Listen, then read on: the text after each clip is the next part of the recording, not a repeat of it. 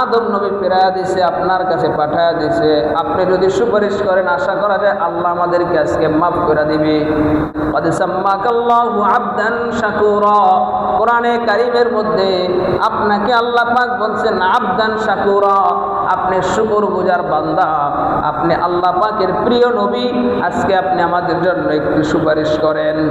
নূহ নবী জবাব দেয়, ইন্নাহু কদ কানাত লি দাওয়াতুন দাওয়াতুহা আলা কওমি, শোনো উম্মতেরা, তোমরা তো আমার কাছে সুপারিশের জন্য এসেছো, কিন্তু আল্লাহ পাক আমাকে একটা দোয়া করার অনুমতি দিয়েছিল, যেই দোয়াটা আমি আমার উম্মতের বিরুদ্ধে করেছিলাম, নবীর দোয়া আল্লাহর কাছে কবুল হয়ে গেছে। আল্লাহ পাক মহাপ্লাবন দিয়ে দিল, গোটা অঞ্চল পানির নিচে চলে যায়, সব মানুষগুলো একের পর এক ধ্বংস হয়ে যায়।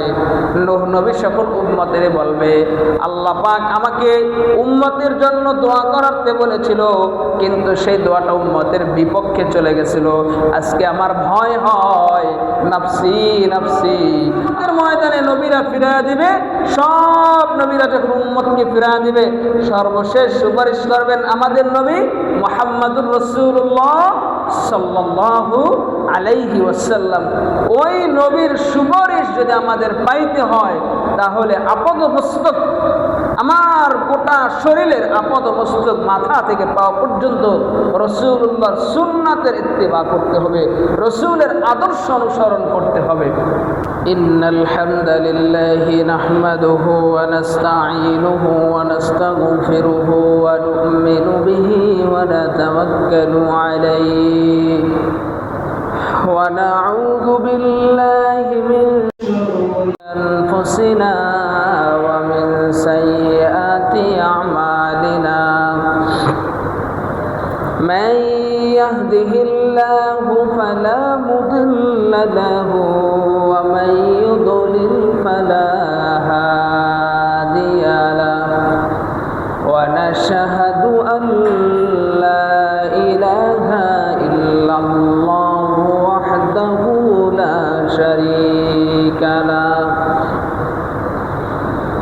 ওয়া নাশহাদু আন্না সাইয়্যিদানা ওয়া সালাদানা ওয়া হাবিবানা ওয়া তাবিবানা ওয়া তাবিবা কুলুবি রাব্বিনা ওয়া মাওলানা মুহাম্মাদান আবদুহু ওয়া রাসূলুহু الذي أرسله بالحق بشيرا ونذيرا وداعيا إلى الله بإذنه وسراجا وقمرا منيرا. أما بعد فأعوذ بالله من الشيطان الرجيم. بسم الله الرحمن الرحيم. ولله ما في السماوات وما في الأرض ليجزي الذين أساءوا بما عملوا ويجزي الذين أحسنوا بالحسنى. صدق الله العلي العظيم وصدق رسوله النبي الكريم ونحن على ذلك من الشاهدين والشاكرين والحمد لله رب العالمين. আলহামদুলিল্লাহ, আল্লাহ জাল্লা শানুহুর দরবারে পাকে অসংখ্য অগণিত শুকরিয়া জ্ঞাপন করছি যে রব্বুল ইজ্জত আল জালাল আমাদেরকে পবিত্র জুমার দিনে সলাতুল জুমা আদায় করার জন্য তার ঘরে নিয়ে এসেছেন, এজন্য সকলের শুকরিয়া আদায় করি আলহামদুলিল্লাহ। ঈমানের একটি মৌলিক অংশ হলো কিয়ামতের দিবসকে পরিপূর্ণ বিশ্বাস স্থাপন করা। মৃত্যুর পরে আমাদের জন্য আল্লাহ পাক একটা জিন্দেগি রেখেছেন, সে জিন্দিগিতে যার আমল যেমন হবে তার সাথে তেমন ব্যবহার আচরণ করা হবে। দুনিয়াতে আল্লাহ পাক লক্ষ কোটি মাখলুকাত সৃষ্টি করেছেন। আল্লাহ বলে ওয়ালিল্লাহি মা ফিস সামাওয়াতি ওয়া মা ফিল আরদ। আল্লাহ পাক বলেন আসমান এবং জমিনের মধ্যে যত মাখলুকাত আমি সৃষ্টি করেছি সব কিছুই আমি আল্লাহ তাআলা আমার জন্য সৃষ্টি করেছি। এর মধ্যে মানুষ এবং ইনসান, মানুষ এবং জিন জাতি, এই দুই জাতিকেও আমার গোলামি করার জন্য আমি সৃষ্টি করেছি। এদের মধ্যে যারা ভালো কাজ করবে তাদের দুনিয়াতেই প্রতিফল দেওয়া হবে এবং আখিরাতেও প্রতিফল দেওয়া হবে। আর যারা অন্যায় করবে, অপরাধ করবে, তাদেরকে দুনিয়াতে শাস্তি দেওয়া হবে, কিয়ামতের ময়দানেও তাদেরকে শাস্তি দেওয়া হবে। কিয়ামতের ময়দান কেমন হবে আল্লাহ পাক সেটা সূরা হাজের 1 নম্বর আয়াতে তুলে ধরেছেন। আল্লাহ পাক বলেন ইয়া আইয়ুহান নাসুত্তাকু রাব্বাকুম ইন্না জালজালাতাস সাআতি শাইউন আযীম। আল্লাহ রাব্বুল আলামিন দুনিয়াবাসীকে ডেকে বললেন ইয়া আইয়ুহান নাসুত্তাকু রাব্বাকুম, ও দুনিয়াবাসী তোমরা সকলে আমি আল্লাহকে ভয় করো। আল্লাহ পাক কারণ উল্লেখ করলেন কেন ভয় করবে। একটা কারণ হলো ইন্না জালজালাতাস সাআতি শাইউন আযীম, কেননা কিয়ামতের দিনের ভয়াবহতা, কিয়ামতের দিনের বিভীষিকাময় পরিস্থিতিটা অত্যন্ত ভয়ঙ্কর, অত্যন্ত বিভীষিকাময় হবে। কেমন বিভীষিকাময় হবে কিয়ামতের দিনের পরিস্থিতি, কিয়ামতের দিনের অবস্থা আল্লাহ পাক সেটাও তুলে ধরলেন। আল্লাহ বলেন ইয়াউমা তারাউনাহা তাযহালু কুল্লু মুরদিআতিন আম্মা আরদাআত। আল্লাহ পাক নবীকে ডেকে বললেন নবীজি আপনি সেদিন দেখতে পাবেন তারাউনাহা তাযহালু কুল্লু মুরদিআতিন আম্মা আরদাআত, দুগ্ধপুষ্য নারী, দুগ্ধ দানকারিণী মা তার সন্তানের কথা ভুলে যাবে। দুনিয়ার জিন্দেগিতে মায়ের চাইতে সন্তানের আপন আর কেউ হয় না। মা দুনিয়ার সব কিছু ভুলে যেতে পারে কিন্তু সন্তানকে ভুলে যায় না। সন্তানের কথা মা সর্বদা স্মরণ রাখে। কিয়ামতের ময়দানের বিভীষিকাময় পরিস্থিতিতে সন্তানের কথাও মা ভুলে যাবে। যেই সন্তানকে মা দুনিয়াতে দুধ পান করিয়েছিলেন সেই দুধ পান করানো সন্তানকেও মা সেদিন ভুলে যাবে। এরপরে আল্লাহ বলে ওয়াতাদাউ কুল্লু যাতি হামলিন হামলাহা, শুধুমাত্র দুগ্ধদানকারিণী মাই যে তার সন্তানকে ভুলে যাবে তাই নয়, বরং গর্ভধারিণী মায়েরা তার সন্তানকে ভূমিষ্ঠ করে দিবে, প্রসব করে দিবে কিয়ামতের দিনের ভয়াবহতায় দেখে। ওয়াতারান নাসা সুকারা ওয়া মা হুম বিসুকারা ওয়ালাকিন্না আযাবাল্লাহি শাদীদ। নবীজিকে আল্লাহ বলে নবী ওয়াতারান নাসা সুকারা, মানুষদেরকে আপনি দেখতে পাবেন তারা পাগলের মতন ছুটাছুটি করছে। সেই বিভীষিকাময় পরিস্থিতি যখন ইসরাফিল আলাইহিস সালাতু ওয়াস সালাম সিংহে ফুৎকার দিবেন তখন মানুষগুলো পাগলের মতো ছুটাছুটি করতে থাকবে।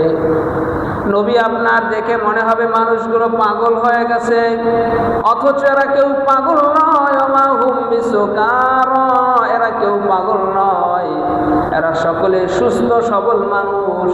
ওয়ালাকিন্না আযাবাল্লাহি শাদীদ, আমি আল্লাহ তাআলার শাস্তি বড়ই ভয়ঙ্কর। এই ভয়ঙ্কর শাস্তি দেখে তারা পাগলের মতো ছুটাছুটি করতেছে। হাদিসের ভাষ্য মতে হযরত ইসরাফিল আলাইহিস সালাতু ওয়াস সালাম সিংহায় দুইটা ফুৎকার দিবে। তাফসীরের কিতাবের মধ্যে আসছে ইসরাফিল আলাইহিস সালাতু ওয়াস সালাম তিনটা সিংহায় ফুৎকার দিবে। প্রথমবার যখন সিংহায় ফুৎকার দেওয়া হবে, পৃথিবীর মধ্যে যত সৃষ্টি রয়েছে, যত মাখলুকাত আল্লাহ পাক সৃষ্টি করেছেন, পাহাড় পর্বত নদী নালা আসমান জমিন সহ যা কিছু আমার আল্লাহ সৃষ্টি করেছে, সব কিছু ভেঙে চুরে টুকরো টুকরো হয়ে যাবে। পুরা পৃথিবী লন্ডভন্ড হয়ে যাবে, তুলার ন্যায় উঠতে থাকবে। তুলার মৌসুম যখন আসে, তুলা পেকে দেওয়ার সময় যখন হয়, তখন গাছ থেকে অটোমেটিক তুলাগুলো বাতাসের সাথে উঠতে থাকে। প্রথমবার সিংহায় ফুৎকার দেওয়ার সঙ্গে সঙ্গে গোটা পৃথিবী তুলার ন্যায় লন্ডভন্ড হয়ে উঠতে থাকবে।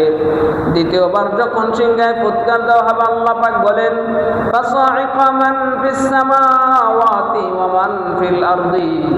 দ্বিতীয়বার যখন সিংহায় ফুৎকার দেওয়া হবে, তখন গোটা পৃথিবীবাসী সবাই বেহুশ হয়ে যাবে।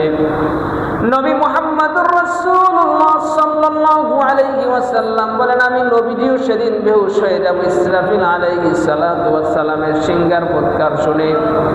আমি নবী বেহুশ হয়ে যাওয়ার পরে আমার যখন হুঁশ ফিরবে, আমি নবী তাকে দেখব মূসা নবী আল্লাহ পাকের আরশ ধরে ঝুলে আছেন। এরপরে নবী বলেন, সুম্মা নুফিখা ফি উখরা, আল্লাহ পাক তৃতীয়বার সিংহায় ফুৎকার দেবেন, অর্থাৎ ইসরাফিল আলাইহিস সালাতু ওয়াস সালাম তৃতীয়বার সিংহায় ফুৎকার দেবেন। তৃতীয়বার সিংহায় ফুৎকার দেওয়ার পরে পরিস্থিতি কেমন হবে? ফাইযা হুম কিয়ামুন ইয়ানজুরুন, সকল কবরবাসী কবর থেকে উঠবে, কিয়ামতের ময়দান দেখতে দেখতে দেখতে দেখতে উঠবে। এমন অবস্থা যখন তৈরি হবে, তখন মানুষগুলোর পরিস্থিতি অত্যন্ত ভয়াবহ হয়ে যাবে। সেই ভয়াবহ পরিস্থিতিতে দুনিয়ার জিন্দেগিতে 60, 70, 80, 90 বছরের হায়াতের জিন্দেগিতে যাদের আমলগুলো ভালো হবে, যারা 5 ওয়াক্ত নামাজ পড়বে, যারা আল্লাহ পাকের হুকুমগুলো মেনে চলবে, মানুষের হক নষ্ট করবে না, মানুষকে কষ্ট দেবে না, রসুলের সুন্নাহ মোতাবেক জীবন পরিচালনা করবে, তারা খুব আসানের সাথে কিয়ামতের ময়দান দেখতে দেখতে সেদিন উঠবে। বুখারীর বর্ণনা 4712 নম্বর হাদিস। এই হাদিস বয়ান করেছে হযরত আবু হুরায়রা রাদিয়াল্লাহু তাআলা আনহু। হযরত আবু হুরায়রা রাদিয়াল্লাহু তাআলা আনহু তিনি বলেন, কুন্না রাসূলুল্লাহ সাল্লাল্লাহু আলাইহি ওয়াসাল্লাম ফি দাওয়াতিন। হযরত আবু হুরায়রা বলে, আমি নবীজি সাল্লাল্লাহু আলাইহি ওয়াসাল্লামের সঙ্গে একটা দাওয়াতের অনুষ্ঠানে ছিলাম। ওলামা একরামকে মাঝে মধ্যে দাওয়াত দিয়ে বাসায় খাওয়ানো হয়। তো হযরত আবু হুরায়রা বলে, রাসূলুল্লাহর সঙ্গে আমরা একজন সাহাবীর বাড়িতে দাওয়াতের অনুষ্ঠানে ছিলাম। অনেকজন সাহাবী সাথে ছিল, আমি আবু হুরায়রা রাসূলের সাথে ছিলাম। এরপরে হযরত আবু হুরায়রা বলে, উতিয়া রাসূলুল্লাহ সাল্লাল্লাহু আলাইহি ওয়াসাল্লাম বিলাহমিন, আল্লাহর নবীকে গোশত পরিবেশন করা হলো। খাবারের সময় রসুলের সামনে গোশতের বাটি বা প্লেট বা থালা বা ট্রে যেটাই বলি সেটা পেশ করা হলো। পেশ করার পরে ফারুফিয়া ইলাইহি জিরা, যিনি মেজবান, অর্থাৎ রসুল সাল্লাল্লাহু আলাইহি ওয়াসাল্লাম তো মেহমান, আর যার বাসায় গেছে তিনি হচ্ছেন মেজবান। ওই মেজবান রসুলকে রানের গোশতটা তুলে দিল। এই রানের গোশতটা বকরির গোশত হতে পারে, মুরগির গোশত হতে পারে। তো রসুলকে রানের গোশত তুলে দেওয়া হলো, রসুলের প্লেটে রানের গোশত দেওয়া হলো। রসুলকে কেন রানের গোশত দেওয়া হলো? নবীজি অন্য অন্য মাংসের চাইতে রানের গোশতকে একটু বেশি পছন্দ করতেন। যিনি মেজবান তিনি জানেন রসুল এই অংশটা বেশি পছন্দ করে, এজন্য রসুলকে সেই অংশটা দেওয়া হলো। আমরাও যদি মাঝে মধ্যে রান খাই আর মনে মনে যদি এটা বিশ্বাস রাখি যে রসুল এই খাবারটা এই অংশটা বেশি পছন্দ করতেন এজন্য আমি খাই, তো আমাদের একটা রসুলের সুন্নাহ আদায় হয়ে যাবে। তো বাহরহাল রসুলকে যখন রানের গোশত দেওয়া হলো, রসুল রানটাকে এভাবে কামড় দিলেন। কামড় দেওয়ার পরে ফানাহাসা মিনহা নাহসাতান, কামড় দিয়ে রসুল রানের গোশত কিছুটা মুখের মধ্যে নিয়েছে, হাড্ডিটা হাতে রয়েছে। এমন সময় রসুল সাহাবা একরামকে লক্ষ্য করে বললেন, ও সাহাবা একরাম তোমরা শোনো, আনা সাইয়্যিদুন নাসি ইয়াউমাল কিয়ামা, আমি নবী মুহাম্মদুর রাসূলুল্লাহ সাল্লাল্লাহু আলাইহি ওয়াসাল্লাম কিয়ামতের ময়দানে সকল মানুষের, সকল নবীদের, সকল উম্মতের সর্দার হব। কিয়ামতের ময়দানে আমি রাসূল হব, নেতা। আমি যত রাসূল পৃথিবীতে এসেছিল, যত পয়গম্বর আল্লাহ পাক পৃথিবীতে পাঠাইছিল, যত উম্মত পৃথিবীতে পাঠাইছিল, হযরত ইসরাফিল আলাইহিস সালামের সিংহায় ফুৎকার দেওয়ার পরে সবাই একত্রিত হবে, আর সেখানে আমি রাসূল হব, সবার নেতা। হাল তাদরুনা মিম্মা যালিকা, রাসূল সাহাবা একরামকে প্রশ্ন করলেন, ও সাহাবা একরাম, হাল তাদরুনা মিম্মা যালিকা, তোমরা কি জানো কিয়ামতের দিনের অবস্থাটা কেমন হবে? এই কথা বলার পরে সাহাবা একরাম প্রশ্নের জবাবে বললেন, ইয়া রাসূলুল্লাহ, ইয়া হাবিবাল্লাহ, আল্লাহু আ'লামু ওয়া রাসূলুহু, আল্লাহু ওয়া রাসূলুহু আ'লাম। আল্লাহ এবং আল্লাহর রাসূল সবচেয়ে ভালো জানেন কিয়ামতের দিনের অবস্থা কেমন হবে, কিয়ামতের দিনের পরিস্থিতি কেমন হবে। তখন সেই বিষয়টা আল্লাহ এবং আল্লাহর রাসূল সবচেয়ে ভালো জানেন। তখন আল্লাহর নবী বললেন, ইয়াজমাউল্লাহুল আউয়ালিনা ওয়াল আখিরিন, শোনো সাহাবা একরাম, কিয়ামতের ময়দানে আল্লাহ পাক পৃথিবীর শুরু থেকে শেষ পর্যন্ত যত রাসূল, যত নবী, যত পয়গম্বর, যত মানুষকে আমার আল্লাহ পাক পাঠাইছিল সবাইকে একত্রিত করবেন। একত্রিত করার পরে আসমাউহুমুদ দাঈ, একজন আহ্বানকারী, একজন ডাকনেওয়ালা ব্যক্তি একটা আওয়াজ দিবেন। আওয়াজের ধরনটা কেমন হবে? আমরা যদি মুখে কথা বলি, এই কথাটা আমি এখান থেকে বললে অনেক পিছনে যদি কেউ থাকে শুনতে পারে, নাও শুনতে পারে। মাইক দিয়ে বললা কথাটা সবাই শুনতে পারে। নবীজি বলে, ইসমাউহুমুদ দাঈ, আহ্বানকারী যখন আহ্বান করবে, মাইক হাতে নিয়ে যখন একটা আওয়াজ দিবে, এই আওয়াজটা কিয়ামতের ময়দানে যত মানুষ থাকবে সবাই একসঙ্গে আওয়াজটা শুনতে পাবে। আওয়াজটা শোনার পরে ওয়াতাদনু মিনহুমুশ শামস, আওয়াজটা শোনার পরে মানুষগুলোর মাথাটা কিয়ামতের ময়দানে নিচের দিকে থাকবে, কিন্তু আহ্বানকারীর আহ্বান শোনার পরে সবাই মাথাটা নিচ থেকে উপরের দিকে জাগবে, মাথাটা নিচের থেকে উপরের দিকে উঠাবে। এজন্য কে আওয়াজটা দিল, এরকম বিকট আওয়াজ তো কখনো আমরা শুনি নাই, এই আওয়াজটা কিভাবে আসলো? রাসূল কয়, ওয়াতাদনু মিনহুমুশ শামসু, আওয়াজ শোনার পরে মানুষগুলো তাকায় দেখবে তার সূর্যটা মাথার কাছাকাছি চলে আসছে। ফাকালা বা'দুন নাসি লিবা'দিন ইয়াকুলু বা'দুন নাসি লিবা'দিন, মাথাটা কাছাকাছি চলে আসার পরে, সূর্যটা মাথার কাছাকাছি চলে আসার পরে মানুষগুলো বিভীষিকাময় পরিস্থিতির সম্মুখীন হবে। আগুনের তীব্র যন্ত্রণা, অগ্নিকাণ্ডের তীব্র যন্ত্রণা, সূর্য হাজার হাজার মাইল থেকে আলো দেয়, সেই তাপ আমরা মাঝে মধ্যে সহ্য করতে পারি না। আর সেই সূর্যটা যখন মাথার কাছাকাছি আসবে, তার তাপমাত্রা কত প্রখর হবে, এত প্রখর তাপমাত্রা মানুষগুলো সহ্য করতে পারবে না।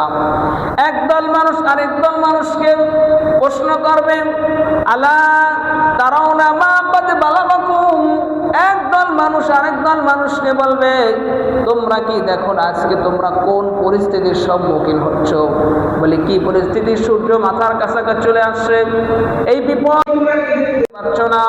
আলা তানজুরুনা মান ইয়াশফা'ু লাকুম ইলা রাব্বিকুম, তোমরা কি আজকে এমন একজন ব্যক্তিকে খুঁজে বের করবা না যেই ব্যক্তি আজকে আল্লাহ পাকের সঙ্গে কথা বলবেন, আল্লাহ পাকের সঙ্গে কথা বলে আমাদের জন্য সুপারিশ করবেন? আজকে আমরা কিয়ামতের ময়দানে যারা জাহান্নামী হয়েছে, আজকে আমাদের জন্য সুপারিশ করবেন। তোমরা কেমন একজন ব্যক্তিকে খুঁজে বের করবে না? তখন একদল মানুষ আরেক দল মানুষকে বলবে, চলো আজকে আমরা যাই আলাইকুম বিআদম, হযরতে আদম আলাইহিস সালাতু ওয়াস সালামের কাছে যাই। কেন হযরতে আদম নবীর কথা বলা হলো? হযরতে আদম নবীর কথা এই জন্য বলা হয়েছে, আদম নবী হচ্ছেন আমাদের পিতা, সকল নবীদের পিতা, সকল উম্মতের পিতা, সকল মানুষের পিতা হযরতে আদম আলাইহিস সালাতু ওয়াস সালাম। ফায়াতুনা আদামা, আদম নবীর কাছে যাবে।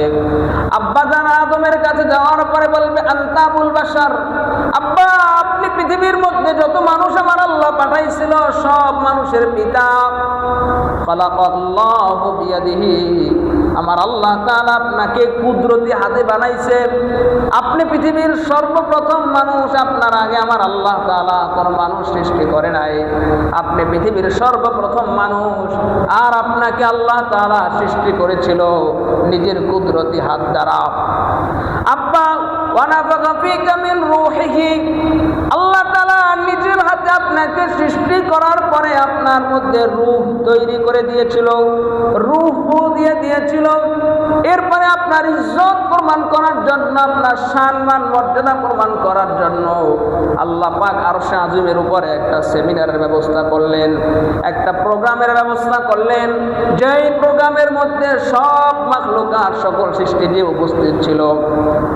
আপনার ইজ্জত প্রমাণ করার জন্য, আপনার শ্রেষ্ঠত্ব প্রমাণিত করার জন্য আল্লাহ তাআলা ফাসাজাদু লাকা, আপনাকে সিজদা করার জন্য অনুমতি দিল। সকলকে বলল তোমরা সিজদা করো ইল্লা ইবলিস, ইবলিস ব্যতীত সবাই সিজদা করলো। আব্বা আপনার মর্যাদা অতুলনীয়, আজকে আপনি আমাদের জন্য ইসমালানা, আল্লাহর কাছে একটু সুপারিশ করেন। আপনি যদি আল্লাহর কাছে সুপারিশ করেন আল্লাহ পাক আমাদেরকে ক্ষমা করে দিবেন। এই আশা নিয়ে মানুষগুলো উম্মতেরা, আপনি আমি যদি জাহান্নামীদের কাতারে হই তাহলে আমরা গিয়ে আদম নবীর কাছে এইভাবে সুপারিশ কামনা করব। হযরতে আদম নবী বলবে আজকে তোমরা আমার কাছে সুপারিশের জন্য এসেছো, শোনো আজকে আল্লাহ পাকের অবস্থা কেমন, আল্লাহর অবস্থাটা কেমন শুনো। রাসূল বলে ইন্না রাব্বি কদ গাদাবাল ইয়াওমা গাদবা লাম ইয়াগদাব ক্বাবলাহু মিথলাহু ওয়া লাম ইয়াগদাব বা'দাহু মিথলাহু। হযরত আদম নবী বলেন আজকে আল্লাহ পাকের অবস্থা এমন, আল্লাহ পাক আজকে এত বেশি রাগান্বিত হয়ে আছেন। পৃথিবীতে যতদিন পর্যন্ত আল্লাহ পাক পৃথিবী কায়েম করেছিল, দুনিয়া বিরাজমান ছিল, আল্লাহ পাক আজকের আগে এবং আজকের পরে এত বেশি রাগান্বিত হবে না। আজকে আল্লাহ পাক যেই পরিমাণ রাগ হয়ে আছেন, সুতরাং তোমরা আমার কাছে সুপারিশের জন্য আসছো, অথচ আমার তো ভয় হয়। কোন সেই ভয়? আল্লাহ পাক কোরআনে হযরতে আদম নবীর ভয়ের কথা তুলে ধরেছেন। আদম নবী বলবেন, আল্লাহ পাক কোরআনে বলেন ওয়াকুল্না ইয়া আদম উসকুন আনতা ওয়া যাওজুকাল জান্নাতা ওয়া কুলা মিনহা رغدا حيث شئتما ولا تقربا هذه الشجرة فتكونا من الظالمين। আদম নিজের ত্রুটির কথা, নিজের অপারগতা তুলে ধরে বলবেন আল্লাহ পাক আমাকে নির্দেশ দিয়েছিল, আদম আমি তোমাকে বড়ই মহব্বত করে সৃষ্টি করেছি। আল্লাহ পাক আমাকে হাওয়া আলাইহিস সালামকে দান করেছিলেন, তোমাদের মা হাওয়াকে আল্লাহ পাক আমাকে দান করেছিলেন। আল্লাহ পাক আমাকে এবং হাওয়াকে সৃষ্টি করার পরে বললেন আদম জান্নাতে বসবাস করো, তবে শর্ত হচ্ছে এই গাছের কাছে যাবা না, এই গাছের কাছে যাবা না। কিন্তু আমার দ্বারা সেই একটা আল্লাহ পাকের আদেশ পালনের ক্ষেত্রে একটু অন্যরকম হয়েছিল, ব্যতিক্রম হয়েছিল। শয়তানের কুমন্ত্রণায় প্ররোচনা আমি গাছের কাছে গিয়েছিলাম। নাফসি নাফসি, আজকে আমার ভয় হয় আল্লাহ যদি আমাকে এই প্রশ্নটা করে, আদম তোমাকে তো এই গাছের কাছে যাইতে নিষেধ করেছিলাম, তুমি কেন গেছো? আদম নবী কয় আমি আজকে আল্লাহর কাছে সুপারিশের জন্য যাইতে পারবো না, কারণ আজকে আমার ভয় হয় আল্লাহ যদি আমাকে এই প্রশ্ন করে। ইযহাবু ইলা গায়রি, ও আমার উম্মতেরা, আমার সন্তানেরা, তোমরা আমি আদম নবীকে ছেড়ে অন্য কোন নবীর কাছে যাও, অন্য কোন নবীর কাছে সুপারিশ কামনা করো, আশা রাখো অন্য কোন নবী তোমাদের জন্য আল্লাহর কাছে সুপারিশ করবে। ইযহাবু ইলা নূহ আলাইহিস সালাতু ওয়াস সালাম, সবাই মিলে নূহ নবীর কাছে যাবে। নূহ নবীর কাছে যাওয়ার পরে বলবে ফায়াকুলু ইয়া নূহ ইন্নাকা আনতা আউয়ালুর রাসূলি ইলা আহলিল আরদি। কিয়ামতবাসী সকল উম্মতেরা, সকল সন্তানেরা তখন নূহ নবীর কাছে যাবে। যাওয়ার পরে বলবেন, ইয়া নূহ আলাইহিস সালাতু ওয়াস সালাম, ও নূহ নবী, আদম নবী ফেরায়া দিছে, আপনার কাছে পাঠায়া দিছে। আপনি যদি সুপারিশ করেন, আশা করা যায় আল্লাহ আমাদেরকে আজকে মাফ করে দিবে। আদম নূহ নবীর কাছে গিয়া বলবে, আল্লাহ পাক আপনাকে পৃথিবীতে সর্বপ্রথম রাসূল হিসেবে প্রেরণ করেছেন। কদ সাম্মাকাল্লাহু আবদান শাকুরা, কোরআনে কারীমের মধ্যে আপনাকে আল্লাহ পাক বলছেন আবদান শাকুরা, আপনি শুকরগুজার বান্দা, আপনি আল্লাহ পাকের প্রিয় নবী। আজকে আপনি আমাদের জন্য একটু সুপারিশ করেন। আপনি যদি আমাদের জন্য সুপারিশ করেন, আশা করা যায় আল্লাহ পাক আমাদেরকে মাফ করে দিবে। তখন নূহ নবী জবাব দেয়, ইন্নাহু ক্বাদ কানাত লি দাওয়াতুন দাওয়াতুহা আলা কওমি, শোনো উম্মতেরা, তোমরা তো আমার কাছে সুপারিশের জন্য এসেছো, কিন্তু আল্লাহ পাক আমাকে একটা দোয়া করার অনুমতি দিয়েছিল। যেই দোয়াটা আমি আমার উম্মতের বিরুদ্ধে করেছিলাম, প্রত্যেক নবীকে আমার আল্লাহ তাআলা একটা স্পেশাল দোয়া করার অনুমতি দিয়েছিল। প্রত্যেক নবী সেই দোয়াটা কখনো উম্মতের পক্ষে করেছেন, কখনো উম্মতের বিপক্ষে করেছেন। আমি নূহ নবী সেই দোয়াটা উম্মতের বিপক্ষে করেছিলাম, সেটা বদদোয়ায় রূপান্তরিত হয়েছিল। আল্লাহ পাক নূহ নবীর সেই বদদোয়া কোরআন উল্লেখ করলেন। নূহ নবী আল্লাহকে ডেকে বলে, রব্বি ইন্নী দাউতু কওমি লাইলা ওয়া নাহারা, আল্লাহ আপনি আমাকে রাসূল বানায়া নবী হিসেবে দুনিয়ায় পাঠাইছেন, আমি আমার উম্মতদেরকে দিনে রাতে সব সময় দাওয়াত দেই। ফালাম ইয়াজিদহুম দুআই ইল্লা ফিরারা, কিন্তু আমার দাওয়াত পায়া আমার উম্মত পালায়ন করে, ভাইগা যায়, আমার দাওয়াত গ্রহণ করে না। ইন্নাকা ইনতাযারহুম ইউদিল্লু ইবাদাকা ওয়া লা ইয়ালিদু ইল্লা ফাজিরান কাফারা, আল্লাহ আপনি যদি আমার এই উম্মতকে দুনিয়ায় বাঁচায় রাখেন, তাহলে আমার এই উম্মত এমন সন্তান জন্ম দিবে যারাও আপনার অবাধ্যতা করবে, যারাও পাপিষ্ঠ হবে। সুতরাং আপনি এই জাতিকে আল্লাহ আপনি বাঁচায় রাখেন না। নবীর দোয়া আল্লাহর কাছে কবুল হয়ে গেছে। আল্লাহ পাক মহাপ্লাবন দিয়া দিল, গোটা অঞ্চল পানির নিচে চলে যায়, সব মানুষগুলো একের পর এক ধ্বংস হয়ে যায়। নূহ নবী সকল উম্মতের বলবে, আল্লাহ পাক আমাকে উম্মতের জন্য দোয়া করাতে বলেছিল, কিন্তু সেই দোয়াটা উম্মতের বিপক্ষে চলে গেছিল। আজকে আমার ভয় হয়, নাফসি নাফসি, আমার আল্লাহ যদি আজকে আমাকে প্রশ্ন করে, নূহ তুমি উম্মতের বিপক্ষে দোয়া করেছিলা, তাহলে আমি কি জবাব দিব? উলামায়ে কেরাম বলে তার এই দোয়াটাও ক্ষেত্র বিশেষ জায়েজ ছিল। তো যাই হোক, নূহ নবী আল্লাহর কাছে নিজের নাফসি নাফসি, নিজের অপরাগতা তুলে ধরবেন, আর তিনি উম্মতের জন্য সুপারিশ করতে পারবে না। উম্মতদেরকে ডেকে বলবে, ইযহাবু ইলা গায়রি, তোমরা আমি নূহ নবীকে ছাইরা অন্য কোন নবীর কাছে যাও। আল্লাহর রাসূল কয়, ইযহাবু ইলা ইব্রাহিম আলাইহিস সালাতু ওয়াস সালাম, মানুষগুলো ইব্রাহিম নবীর কাছে যাবে। যাওয়ার পরে ইব্রাহিম নবীকে ডেকে বলবে, আনতা নবিয়ুল্লাহ, ও ইব্রাহিম আপনি আল্লাহর নবী, ও খলিলুল্লাহি মিন আহলিল আরদি, আল্লাহ পাক আপনাকে খলিল হিসাবে, বন্ধু হিসাবে চয়ন করেছিলেন, নির্ধারণ করেছিলেন, আপনি আল্লাহর বন্ধু। ইসমা লানা, আপনি আমাদের জন্য একটু সুপারিশ করেন। ইব্রাহিম নবী তিনটা ভুলের কথা তুলে ধরবেন। এক নম্বর ভুল, তিনি নিজে ভুল মনে করেন। উলামায়ে কেরাম বলে না, তার এগুলা ভুল ছিল না। ইব্রাহিম নবী একটা ভুল করে ধরবেন, ইন্নী সাকিম, অর্থাৎ গোত্রের লোকেরা তাকে মূর্তি পূজার জন্য ডেকেছিল। ইব্রাহিম নবী মূর্তি পূজায় যায় নাই, বলেছিল আমি অসুস্থ। অর্থাৎ তিনি শারীরিক অসুস্থ ছিলেন না, কিন্তু মানসিকভাবে তিনি অসুস্থ ছিলেন। এই লোকেরা মূর্তি পূজা করতে দেয়, আল্লাহর অবাধ্যতা করবে, ইব্রাহিম নবীর মন এতে অসুস্থ হয়ে গিয়েছিল। এটাকে ইব্রাহিম নবী ভুল মনে করবেন। দুই নম্বরে লোকেরা এসে জিজ্ঞাসা করেছিল, ইব্রাহিম এই মূর্তিগুলো কে ভেঙেছেন? ইব্রাহিম নবী জবাব দেয়, ক্বালা বাল ফাআলা কাবীরুহুম হাযা ফাসআলুহু ইন কানু ইয়ানতিকুন, এখানে সবচেয়ে যে বড়টা সেটাই ভেঙেছে। লোকেরা ভেবেছিল মূর্তির মধ্যে সবচেয়ে যেটা বড় সেটাই ভেঙেছে, কিন্তু ইব্রাহিম নবীর উদ্দেশ্য ছিল এই সব উপস্থিতির মধ্যে আমি ইব্রাহিম সবচেয়ে বড়, আমি এটা ভেঙেছি। ইব্রাহিম নবীর এই কৌশলী জবাবটাও তখন মানুষের কাছে অর্থাৎ ইব্রাহিম নবীর কাছে ভুল প্রমাণিত হবে, কিন্তু ওলামায়ে কেরাম বলে না, তার এই কৌশলী উত্তর দেওয়াটাও ঠিক ছিল।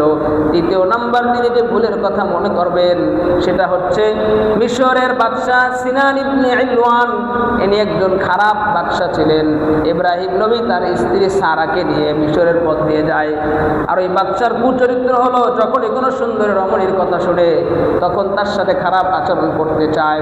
ইব্রাহিম নবী সারাকে শিখিয়ে দিলেন, সারা এই বাচ্চা যদি জিজ্ঞাসা করে তুমি আমার সম্পর্কে কি হও, তখন তুমি বলবা আমরা দুজন ভাই বোন, কারণ ভাই বোনের সম্পর্ক খুবই পবিত্র। বাচ্চা যদি ভাই বোনের সম্পর্কের কথা শুনে তাহলে তোমার সাথে খারাপ আচরণ করবে না। ইব্রাহিম নবীর এই কৌশলী উত্তরটাও তার কাছে ভুল প্রমাণিত হবে। এজন্য কিয়ামতের ময়দানে হাসরের ময়দানে উম্মতদেরকে বলবে আজকে আমার ভয় হয় আল্লাহ পাক না জানি এগুলোর জন্য আমাকে ধরে বসে। সুতরাং ইযহাবু ইলা গায়রি, তোমরা অন্য কোন নবীর কাছে যাও, তোমরা অন্য কারো কাছে যাও। এরপরে মানুষগুলো মূসা নবীর কাছে যাবে, মূসা নবীও নিজের অপারগতার কথা তুলে ধরবে। ঈসা নবীর কাছে যাবে মানুষগুলো, ঈসা নবীর কাছে যাওয়ার পরেও নিজের জন্য সুপারিশ কামনা করবে, ঈসা নবী অপারগতা তুলে ধরবেন। সর্বশেষ মানুষগুলো আল্লাহর নবী মুহাম্মদুর রাসূলুল্লাহ সাল্লাল্লাহু আলাইহি ওয়াসাল্লামের কাছে যাবে। আল্লাহর নবীর কাছে যাওয়ার পরে মানুষগুলো বলবে ইয়া রাসূলুল্লাহ, ইয়া হাবিবাল্লাহ, আনতা রাসূলুল্লাহ খাতামুল আম্বিয়া, আপনি আল্লাহর রাসূল এবং সর্বশেষ নবী। কদ গফারাল্লাহু লাকা মা তাকদ্দামা মিন যামবিকা ওয়া মা তাআখার, আল্লাহ পাক আপনার সামনের এবং পিছনের সব গুনাহ মাফ করে দিয়েছে। ওগো নবীজি, হাসরের ময়দানে ইব্রাহিম প্রথমে আমরা আদম নবীর কাছে গেলাম, আদম নবী ফিরায় দিল, ইব্রাহিম নবীর কাছে আসলাম, ইব্রাহিম নবী ফিরায় দিল, নূহ নবীর কাছে গেলাম, নূহ নবী ফিরায় দিল, মূসা নবীর কাছে আসলাম, মূসা নবী ফিরায় দিল, ঈসা নবীর কাছে গেলাম, ঈসা নবী ফিরায় দিয়েছে ও রাসূল আপনি হচ্ছেন সর্বশেষ নবী, আপনি আল্লাহর বন্ধু, আল্লাহ পাক আপনার সামনের পিছনের সব গুনাহ মাফ করে দিয়েছে, আজকে আপনি আমাদের জন্য একটু সুপারিশ করেন। মুহাম্মাদুর রাসূলুল্লাহ সাল্লাল্লাহু আলাইহি ওয়াসাল্লাম উম্মতের এই আবেদন শুনে ফান্তালিকু তাহতিল আরশি তাতি তাহতিল আরশি, রাসূলুল্লাহ সাল্লাল্লাহু আলাইহি ওয়াসাল্লাম আল্লাহ পাকের আরশের নিচে সিজদায় লুটে পড়বেন, সিজদায় গিয়ে উম্মতের জন্য কান্না শুরু করে দিবেন। আল্লাহ পাক নবীকে ডেকে বলবেন ইরফা ইয়া মুহাম্মদ, মুহাম্মদ সাল্লাল্লাহু আলাইহি ওয়াসাল্লাম আপনি মাথা উঠান, আপনি আপনার উম্মতের জন্য আজকে আমার কাছে সুপারিশ করলেন। সানুরদিকা, আমি আপনাকে সন্তুষ্ট করব, আমি আপনাকে অসন্তুষ্ট করব না। কিয়ামতের ময়দানে নবীরা ফিরায়া দিবে, সব নবীরা যখন উম্মতকে ফিরায়া দিবে সর্বশেষ সুপারিশ করবেন আমাদের নবী মুহাম্মদুর রাসূলুল্লাহ সাল্লাল্লাহু আলাইহি ওয়াসাল্লাম। ওই নবীর সুপারিশ যদি আমাদের পাইতে হয় তাহলে আপাদমস্তক আমার গোটা শরীরের আপাদমস্তক মাথা থেকে পা পর্যন্ত রাসূলুল্লাহর সুন্নাতের ইত্তেবা করতে হবে, রাসূলের আদর্শ অনুসরণ করতে হবে। আর আমার পারিবারিক জিন্দেগিতে আমার পরিবারে যারা আছে সবাইকেই সুন্নতের অনুসরণ করার জন্য তাকিদ দিতে হবে। এইভাবে যদি আপনার আমার জিন্দেগিতে রাসূলের সুন্নতের অনুকরণ শুরু হয়ে যায়, আপনি আমি হব প্রকৃত আশিকে রাসূল, আপনার আমার পরিচয় হবে আশিকে রাসূল। কিন্তু নামাজ ছাইরা দিয়া, রাসূলের আদর্শ ছাইরা দিয়া অন্য কোনো পথ পন্থা অবলম্বন কইরা যদি আশিকে রাসূল দাবি করা হয় তাহলে আপনি প্রকৃত আশিকে রাসূল হতে পারবো না। এজন্য আল্লাহ পাক আমাদের হায়াতের জিন্দেগিতে রাসূলুল্লাহ সাল্লাল্লাহু আলাইহি ওয়াসাল্লামের সুন্নাহ ইত্তেবা করার তৌফিক দান করুন এবং কাল হাসরের ময়দানে আল্লাহ পাক আমাদের সকলের ভাগ্যে রাসূলের শাফাআত নসিব করে দিন। আমিন। ওয়া আখিরু দাওয়ানা আনিল হামদুলিল্লাহি রাব্বিল আলামিন। আসসালামু আলাইকুম ওয়া রাহমাতুল্লাহ। যারা কাবলা জুমা পড়েন 4 রাকাত কাবলা জুমা আদায় করে নিন।